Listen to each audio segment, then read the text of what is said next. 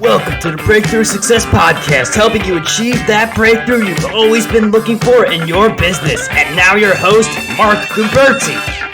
Hello and welcome. I'm your host, Mark Guberti, and this is the podcast for marketers and small business owners who are looking for the breakthrough for their businesses. I'm very excited about this show. We are going to discuss how to create authority content with our guest, David Jenyns. David is the author of Authority Content, the simple system for building your brand, sales, and credibility. He is also a TEDx speaker and the founder of Melbourne SEO services. It is my pleasure to welcome David to the show.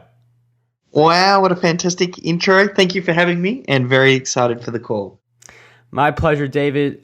I always get excited when I interview people like you because I know that my listeners are going to learn a lot, but I learn a lot from these interviews also. And before I start going into the deep part of it about creating the authority content, I'd like to ask everyone what actually got them started. So I'm just wondering, what got you started as an entrepreneur who's creating all of this great content? Well, when I left school, I was trying to figure out what I wanted to do, and I thought, I'm going to go where the money is.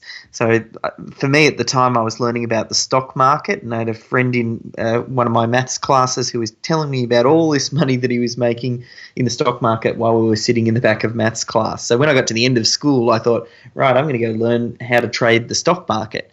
So I took out a $5,000 loan to learn as much as I could about the stock market. I did one of those weekend courses where they promise to give you the holy grail trading system that'll tell you when to buy and when to sell.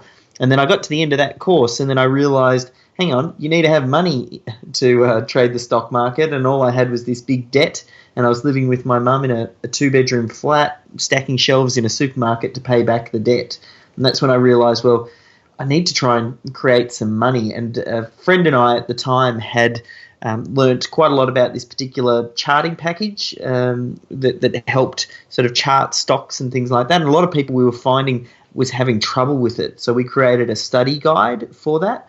And when we had a great product, we got some really good feedback because we started selling this home study course to people in our immediate community.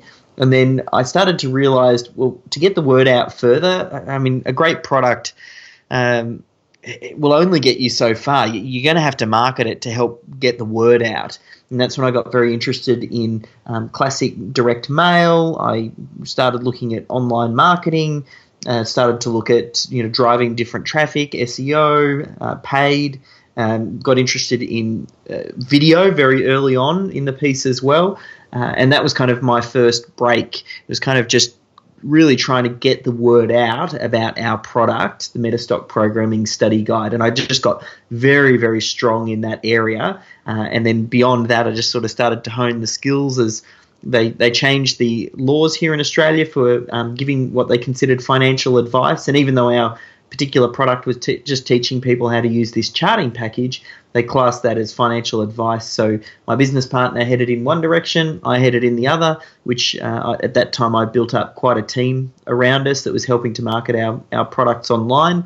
And then we started to offer those services to small business. And I just found, wow, when we applied some of the things we were applying in the stock market niche, which was an ultra highly competitive market, when we brought that to local business, we were just crushing it for local business.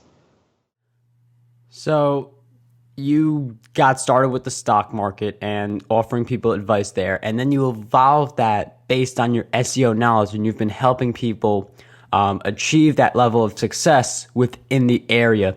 And I see a lot of entrepreneurs, they branch out into various areas of business. What specifically encouraged you to hone into SEO? Well, at the time, I find, and it's happened quite a few times in my entrepreneurial journey, when I find a competitive advantage, something that gives me the edge in business, I tend to build a business around that skill, and then it forces me to get really, really good at it. So at the time, SEO was breaking. So I'd built up quite a lot of knowledge around that space, and then we built a company around that, and then I had to get even better because we were kind of needing to lead by example and also delivering it through to clients. And then I saw that again when we set up our video production business. We found that content was becoming such an important component with marketing online. So we set up a video production company. Again, I saw that as a competitive advantage for us because most people weren't happy to get in front of the camera. So I thought, well, let's make that one of my skills. And then most recently, we've set up a software as a service called System Hub, and that's all about housing businesses' standard operating procedures in the cloud, because I realized once you grow a business to a certain size, to grow it to that next level, you need really great systems and processes. So I built a business around it. Again, it just forces me to get really, really good at it. And I didn't recognize it at the time. I probably only had this insight about 6 months ago. And I was chatting with a friend, and he used to work in corporate. And he was kind of, or I suppose it was almost like a midlife crisis. He was like, oh, do I really want to be doing this for the next 50 years? So he thought, no, well, I want to be doing something that's going to get me healthy and fit. So he ended up taking over a gym and running that as a business owner. And because he figured, look, if he's walking through the gym every day, it's going to encourage him to want to work out, and just being in that space is going to cause him to be healthy. And then really, yeah, it's that same sort of thing to get really good at something. Once you recognize that it's something that you want to get good at, you just make it part of your life and almost make it as an unavoidable just part of the way that you live, both in business life and also in personal life as well. And that's I suppose how it happened for me at the time. SEO was just one of those competitive advantages that we had because it was the low-hanging fruit at that time. It's not nearly the magic bullet that it used to be. It's definitely evolved, but we've evolved the strategies as well. I like how you mentioned earlier that you have to surround yourself and create an environment based on what you're trying to master. And it's pretty evident that you've done that with your SEO. But a lot of people who start out with SEO, it feels like that big boss battle in the video game that feels so impossible to actually master. I mean, I'm just wondering, what were you thinking when you don't have the SEO knowledge? You're just starting to learn SEO. You're probably going through I don't know which websites were up at your time, but SEO Moz and all of those other ones. What were you thinking when you were on that path to mastering SEO? Yeah, it was definitely a lot easier, and sometimes it's good to spot areas of opportunity when you're moving into a space. So, for example, if a brand new startup comes to us and they're looking to get up and running with SEO, I do the numbers, and these days SEO doesn't always make sense for every business. Sometimes it makes more sense to tip that into an advertising budget and go do some paid ads over on Facebook.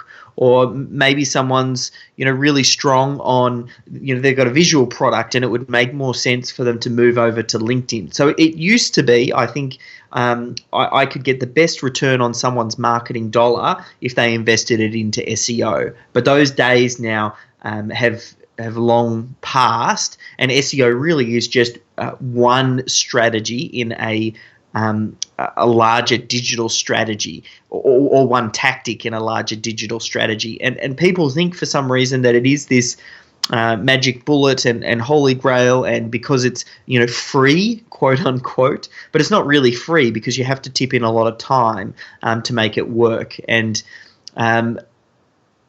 when I was just starting out, being that it was so early days, I identified it as an opportunity.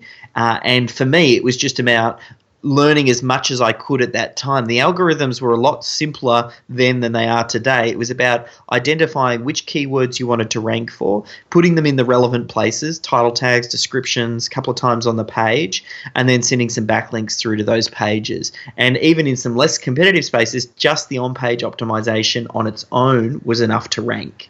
So for me, it was just a matter at that time. It was quite interesting. It was almost like felt like I was figuring out this secret and trying to uncover what Google was up to, and looking for this holy grail, the answer that would unlock the search engines.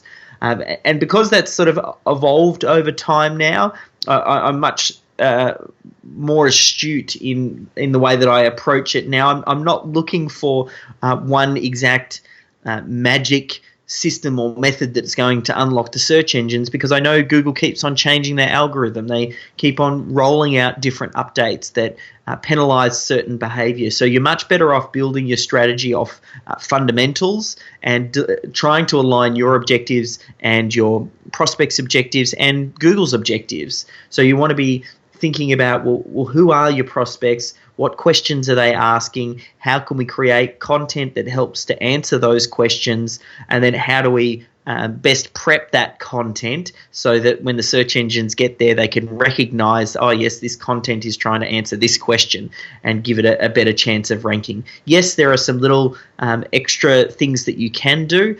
For most business owners, unless you're going to go all in on SEO, you're much better off. It's not worth your time and your effort. Because it's a full-on beast in itself, and you're trying to run a regular business. You're much better off just focusing on creating that great quality content and sharing that out than you are trying to figure out, oh, what's the keyword density and how many backlinks do I have to do here, and do I need to worry about canonicalization of duplicate content, and that's the type of stuff that's probably best left to an SEO.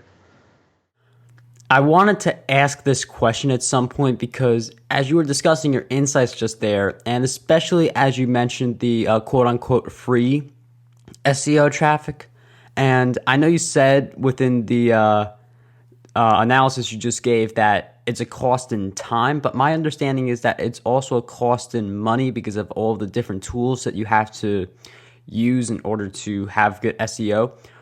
Do you use a lot of tools for your SEO, or is it free in terms of you don't pay a lot of money to have organic SEO, but it only takes up your time?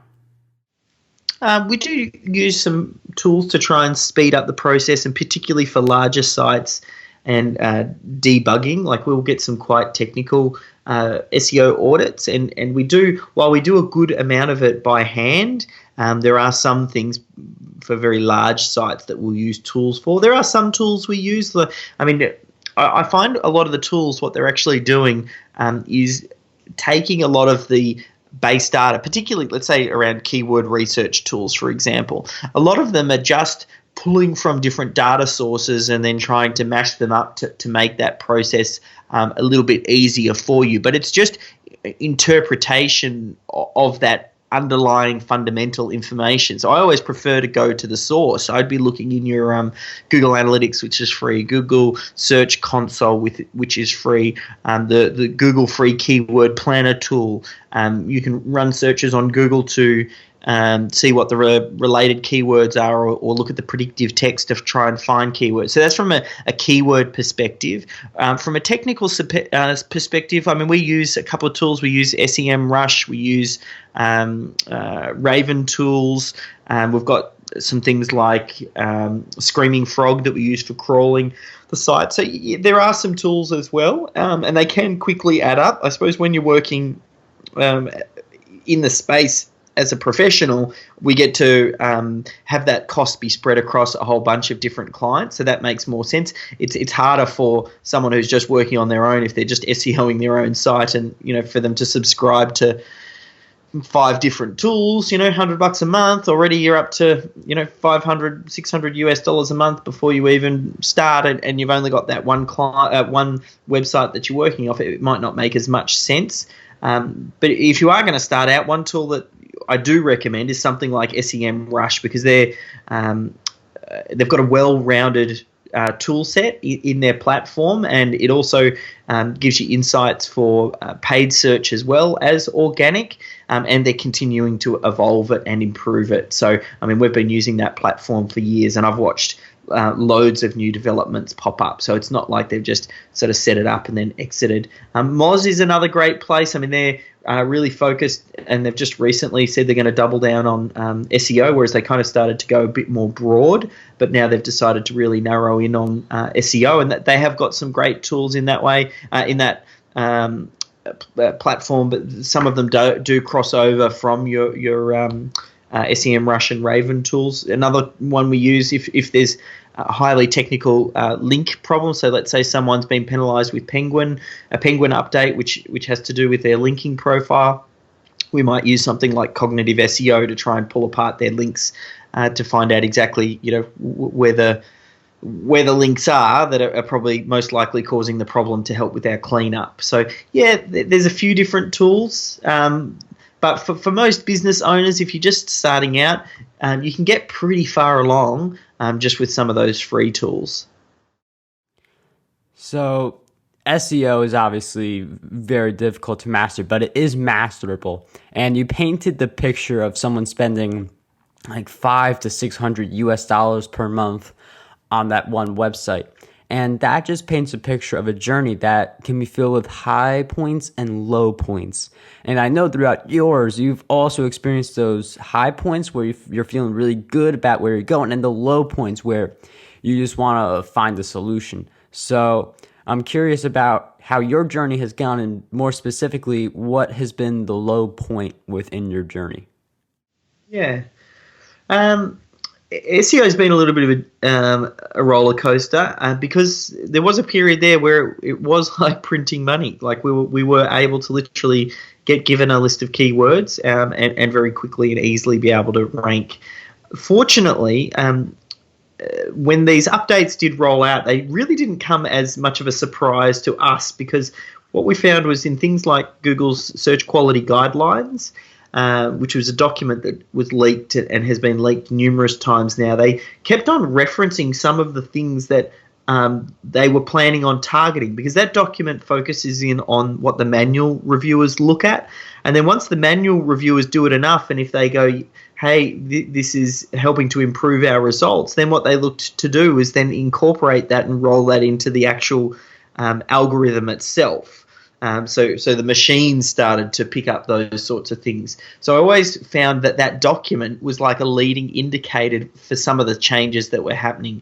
So we saw a lot of the writing on the wall when it came to things like blog networks and over-optimization of anchor text and those sorts of things. So when Penguin rolled out, we were in a fortunate situation where we actually had quite a lot of new business come our way, because what ended up happening is people who were cutting corners were sending a whole bunch of dodgy links to specific pages to try and rank them, and then those links either got devalued or penalized, and then it's like people got hooked on the results that SEO was giving them, and then they were madly looking for to get that back. So that actually ended up working quite well in our favor. I think the low points specifically, if I think about it, more come around when we were trying to scale, because a lot of what we do is by hand. We're not big on automated tools that do mass submissions of things. We've always preferred to do things by hand, because then that way we can kind of really closely monitor the results. So as you start to scale and you get more clients on board, and if you're doing things manually, you obviously have to bring on more staff. And that's finding that balance between making sure that we're taking on staff and getting the balance right for the growth in that area to meet the demand of the clients, but also then not having too much staff or not having not enough staff. It's that balance and that growth point as the business starts to grow has always been a little bit of a challenge.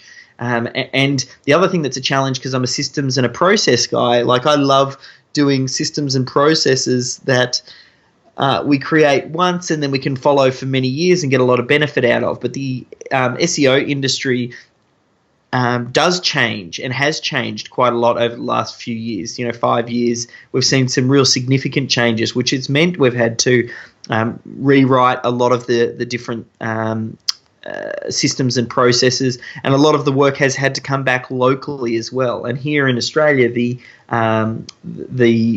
minimum wage is quite high, and for the technical skills that we need, it can be quite costly. So where we could have a bit of a balance with some offshore staff. We're now working a little bit higher than 50-50, so 50% local to 50% offshore. Having that local staff becomes quite a high wage bill, and that's started to push up the cost of good SEO, which we're not the only ones that we've found that anyway. We're kind of seeing that across the board, where you see the cost of good SEO is just going up because the work required to get that result is also going up. So I think, more just growing pains with business. Business is a tough game. It's a challenge. I love it. Things are constantly changing, but you really have to be on your A game, and you have to be able to evolve and move quickly. You mentioned scaling up as the low point, primarily because it was a lot of stress on you and putting in all of that work to make it happen.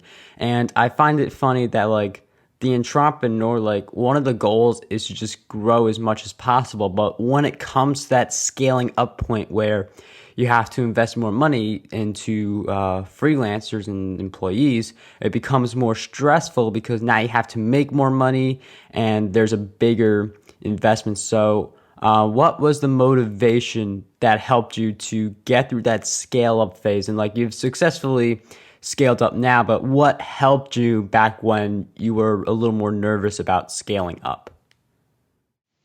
Yeah, it's definitely it's hard because as the entrepreneur, like, I take on personal responsibility for my staff, and when we hire someone, I know we're supporting their family, and it moves beyond just the company. So I'm always very particular. And then, yes, that does mean that I take on that extra stress. The benefit of the entrepreneur is you then also get to benefit from the upside as well. You've got more downside risk, but then you've also got the potential for more upside as well. So it's kind of like with more risk comes greater reward.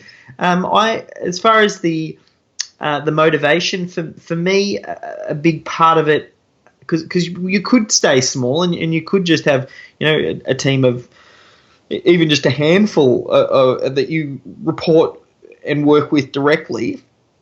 But it's actually very hard to free yourself from the day-to-day operations when you do that. So the motivation for me really is this long-term vision of making sure that the business, the day-to-day operations, it can run itself. And fortunately, I got to test that most recently. I was asked to do the book launch for Michael Gerber's new book, Beyond the E-Myth, and I pretty much focused on his business for 6 weeks and took the eye off Melbourne SEO and video for that time, and the business continued to move forward and grow. And for me, that was just, it shows me now that the machine works without me. And I think that's the real thing that pushed me through. I didn't want to be the guy who's still working the 70, 80-hour weeks for the rest of his life. You kind of put the hard work in up front to build something that works without you. And that's really what I think an entrepreneur should be looking at doing, is to build up a business that something, firstly, that works without them, and then also potentially, once you've got that, makes it more saleable as well. Because if you can build something that works without you, then that then becomes attractive to someone wanting to buy it. Whereas it's not nearly as attractive for someone to buy it if it only works if you're working. So you've managed to build a business in which you're working on it, but you can take some time off. And I know that in the SEO realm, a lot of ranking well on SEO, getting traffic and getting people to stick around, that type of stuff comes down to creating authority content.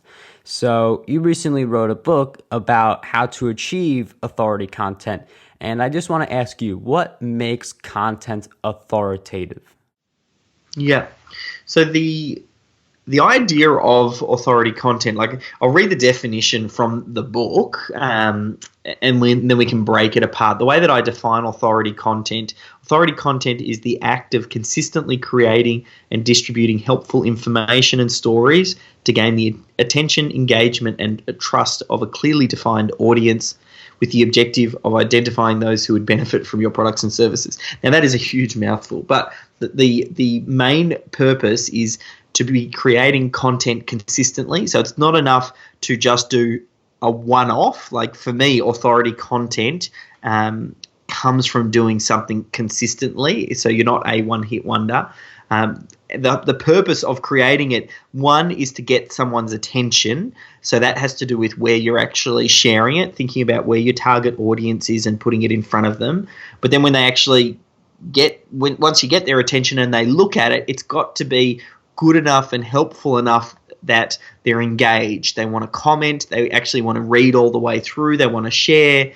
Or some form of engagement. At the very least, they've got to want to read it through. So gone are the days of creating those really crappy, low-quality spun articles that people used to try and create just for the sake of trying to get attention. You have to get the attention, get the engagement, and then if you do that for long enough over a period of time, that's when someone starts to trust you. And once you've got that trust, it's much easier for you to then direct them into your products or services or point them in the right direction of something that's going to help them. So what makes content have a level of authority? I think the person that it is coming from potentially will have some authority that potentially can be applied to it. And if you don't have that, there are things that you can do, and that's what the whole book is about what are the characteristics that need to be exhibited for someone to go, oh, this person is an authority. So the whole authority content method is about how do we tick as many of those boxes as possible in one sweep so that we collect all of these different authority measures and do a whole bunch of them in one go. Because the way that I see it is when someone visits a website, whether or not they're consciously thinking about it or subconsciously, they're asking the question, hey, can I trust this website? Is this website or this person going to deliver on their promises? And they look for things like, how does it look from a design perspective? They look for, is this person an authority? Are they out there educating? What's the helpful content on their website? Are there rave reviews talking about some of the different products? Everything down to even privacy policies and things like that. There's just a whole bunch of these criteria that someone is measuring up your website against whether or not they feel like they can trust it. Now, some people will trust a website quicker than others. Other people will require more levels of proof, and the buying cycle might be over a longer period of time. And part of that would depend on what it is that you're actually selling. So, something like a swimming pool is going to have a much longer buying cycle than maybe an emergency locksmith where someone just needs that solution straight away. So it will depend on different industries, and it will depend on the different products and services that you're selling. But I want to try and put overwhelming proof on the website that we are an expert and an authority in that space, so that it makes it easier for someone to make a decision that they want to work with us.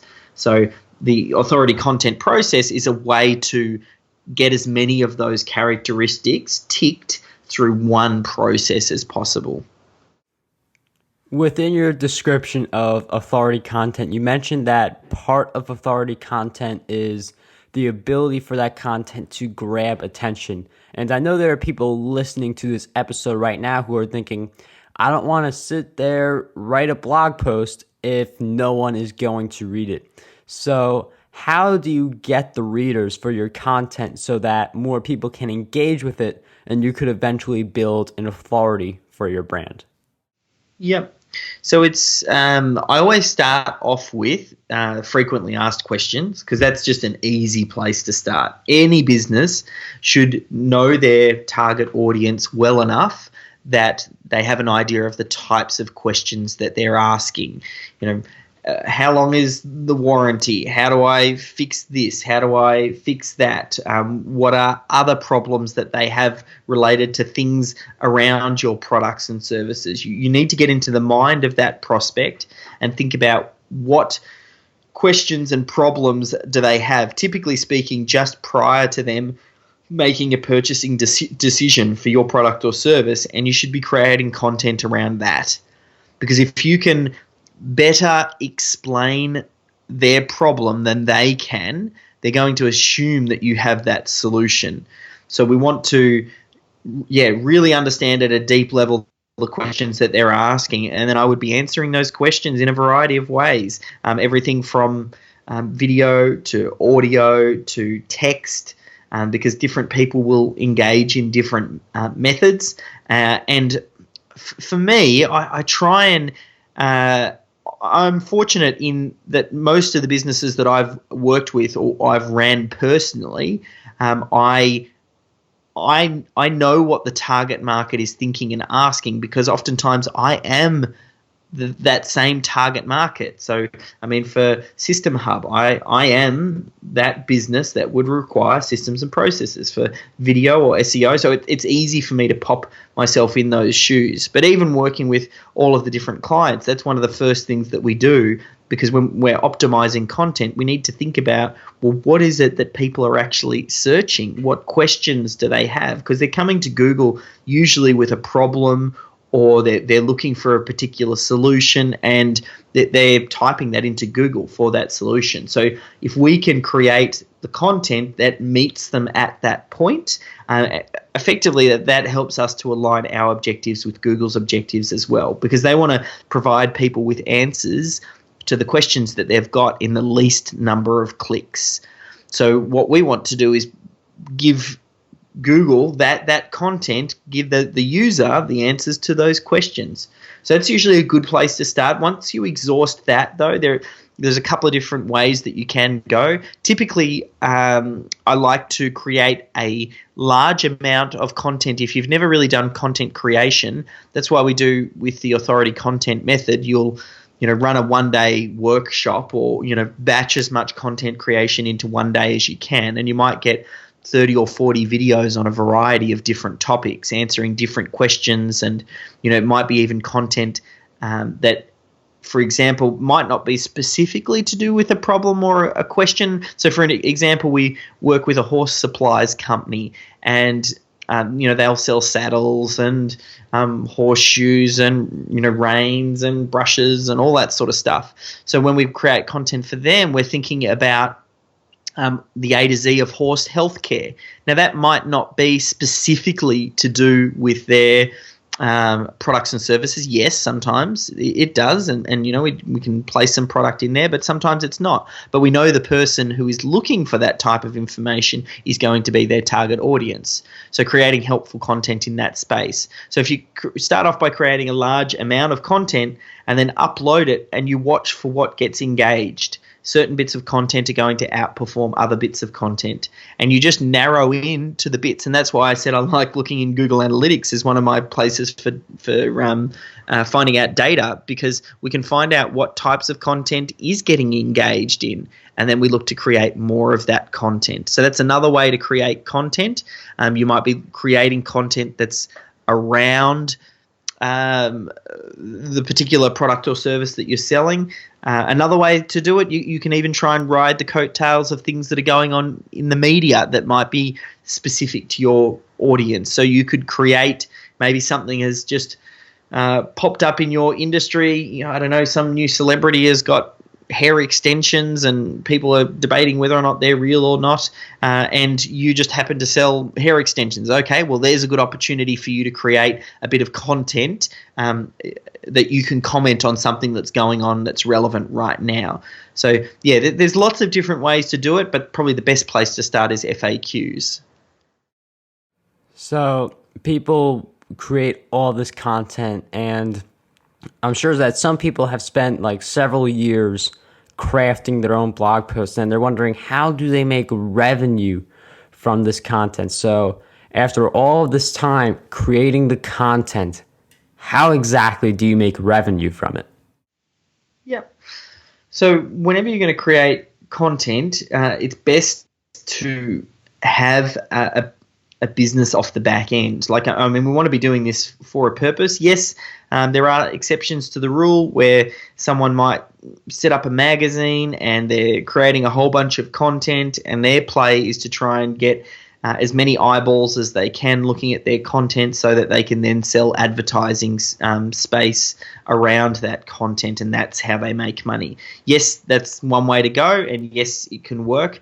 Typically speaking, I prefer to do a content marketing play for established businesses that have products and services that they're already selling.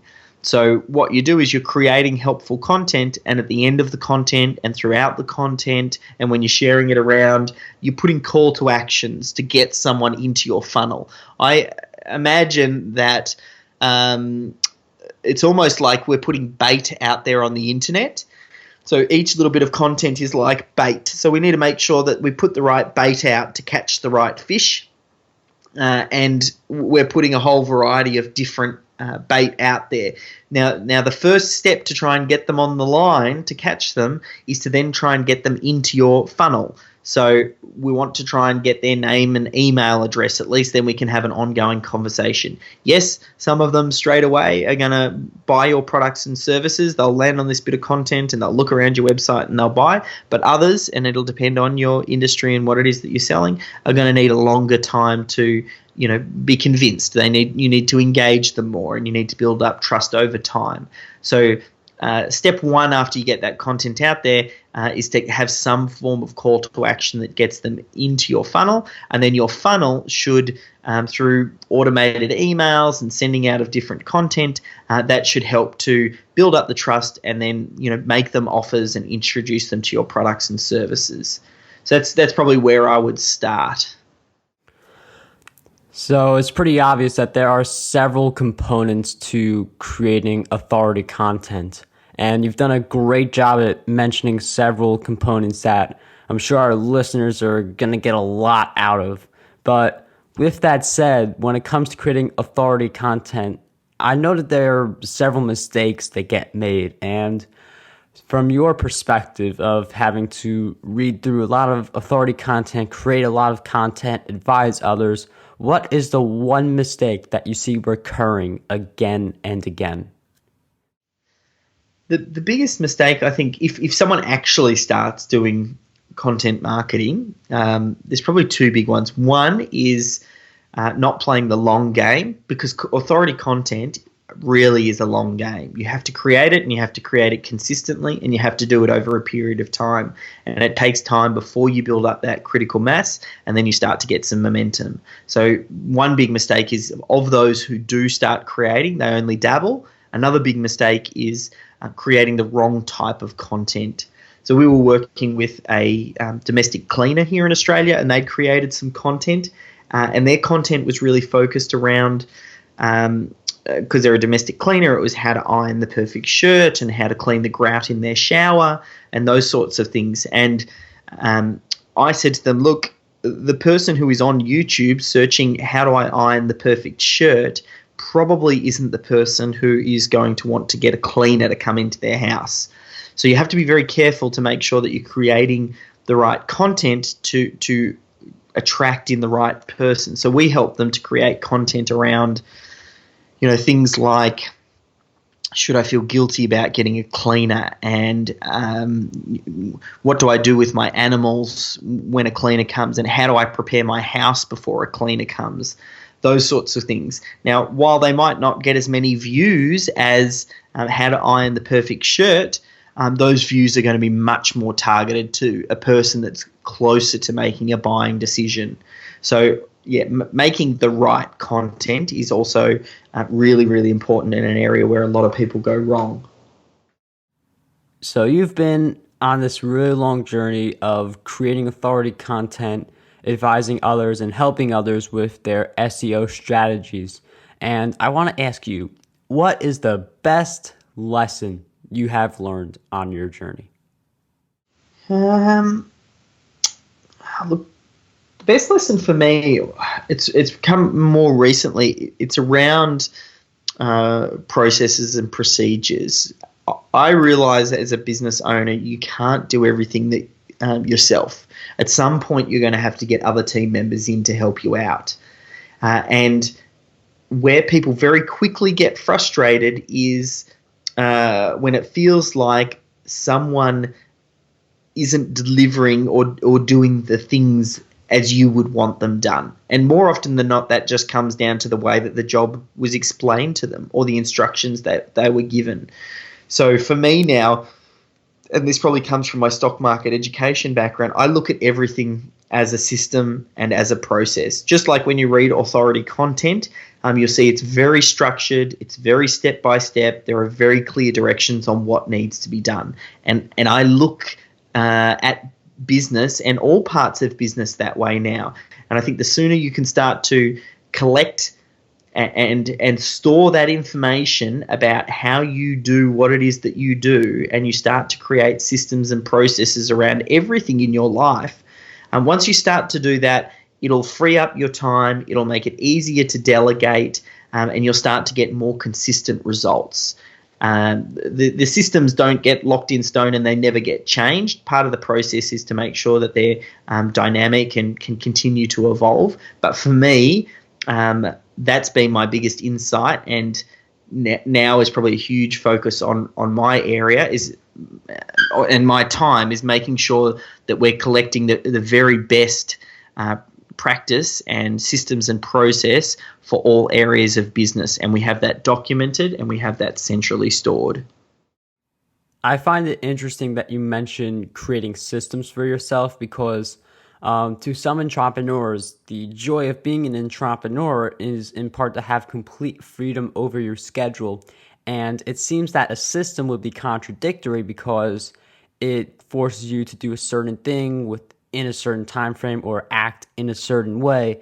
But I feel like these systems allow you to become more creative and more productive with your time because you have more clarity over what you're doing. So for anyone listening who thinks that anything like systems or structures or having a set schedule ruins the fun of being an entrepreneur, it's only going to make you better and it's only going to make you more productive. So I'm really happy, David, that you mentioned having a system. For you to have that insight so early is huge. Like most entrepreneurs, like it's counterintuitive, just as you indicated there. But systems actually free up your mind because when you don't have to think about certain things that just need to happen, it frees up your mind to think about other more important things. So when Mark Zuckerberg wears the same T-shirt and pants every single day, now he doesn't have to think about what am I going to wear for the day. And what that does, that is a system and that is a process, but what that does is it frees up the mind now to think about something else. So systems and process stops you having to think about things that don't really need your attention, and you can solve them once and then just move on. Like, why keep on trying to solve the same problem or question, over and over every day or every week or every month? Like, every time that you're going to reconcile your accounts with your accounting software, that process is the same. Like, you don't need to rethink about how that is done every single time. So create the system and the process, get it off your plate so you can start to think about something else. The entrepreneur really should be thinking about the future. The way that I see an entrepreneur is they imagine the way the future is. So they're in their mind's eye, they go into the future, they create a future, and then they come back to the present moment. And then what they try and do is put the things in place that help that future be realized and come true. So they need to be focused on the bits that need to change to get them to that outcome. They don't need to focus on, just the day-to-day gaff that's going to pop up no matter what business you're in. Like, that's not a good use of their time. They need to be creating. That's where they add the most value. So going along this vein of motivation, right before we approach the end of a podcast episode, I like to ask each guest, and I know this is a question where if you haven't read it, it takes some thinking, But what is one awesome inspirational quote you can think of right now? Okay, one awesome inspirational quote. It's always a hard one. You're not the only one. No, look, yep. One that there's a couple that come to mind around Jim Rohn. I've always loved that guy. He's now passed, but he's got some awesome quotes. Things like work harder on yourself than you do on your job, and he also talks about you get rewarded in the marketplace for the value that you bring. So focus on bringing value, and then that's how you increase your worth. So yeah, there's probably going to be something. There's two ones from Jim Rohn, but no doubt, if with a little bit more thought, I'd probably pick something from his, because he's had quite a large impact on me. Yeah, it's hard to pick one Jim Rohn quote. I know exactly what you're going through right now. There's so many very insightful things that man has said over the course of his lifetime. Yeah. So, but yeah, he's worth studying. So. I would have loved to have seen him in person, but he's passed now, so I never actually got to see him in person, but I've listened to many of his different presentations over the years. Well, David, thank you for taking the time to do this interview. Before you go, I'm going to just give you the floor right now and let everyone know where we can find you on the web. Perfect. Probably best place to go is just authoritycontent.com. And from there you can get a link through to Amazon to get a copy of the book. Find me on social media if you've got specific questions. I'll do my best to help, whether it's around marketing online or specifically a big passion for me at the moment is around systems and processes. So that's really what I'm looking for in 2017, is to really focus in on that and find authority content really is just – that is my marketing system for business. So you should have a collection of different systems and processes in your business, not only for marketing, but you should also have around the way that you look after your staff, you hire, you recruit. You need to have systems around the way that you manage your finances, and you need systems around the way that you do delivery as well of your products and services. So the authority content really is just the strongest marketing system that I have, and you can find out more about it at authoritycontent.com. David, thank you for taking the time to share your insights. They were very valuable. I'm sure our listeners are going to greatly appreciate them. Pleasure. Thanks for that. I thoroughly enjoyed that interview. David dropped down some deep nuggets of wisdom for creating authority content. He's got systems in place to work more effectively and efficiently. And if you don't have systems to work at a higher level, I suggest you get started with creating one system for yourself, regardless, big or small, that you live by now. If you forgot to take notes, then don't worry. We've got you covered with the show notes. Visit markgilberti.com/E23 for those. You can ask your questions over there, which I'll be happy to answer. To never miss an episode, don't forget to subscribe to the podcast on whatever player you are using. If you are a regular listener and haven't done so already, I would greatly appreciate it if you could give this podcast a review or a rating. Two ways you could do this are through markgilberti.com/iTunes or markgilberti.com/Stitcher. That ends this episode. Don't forget, dream big, achieve greatness, and unlock your potential today. If you like my podcast, then you will definitely love my YouTube channel. Not only do I publish my podcast episodes on YouTube, but I also publish multiple YouTube videos every week in which I answer your questions and provide additional advice. To get more information on that channel and to subscribe to that channel, go to youtube.com/MarkGuberti. This podcast is a production done by Mark Guberti. For more insights, head on over to markguberti.com.